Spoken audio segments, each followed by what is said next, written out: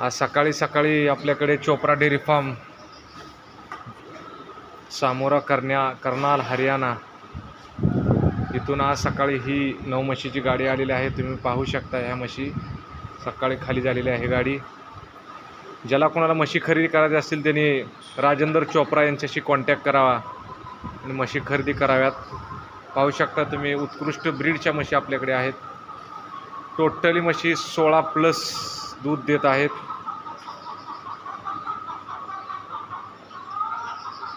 Total आपल्याकडे 80 म्हशी आता अवेलेबल आहेत।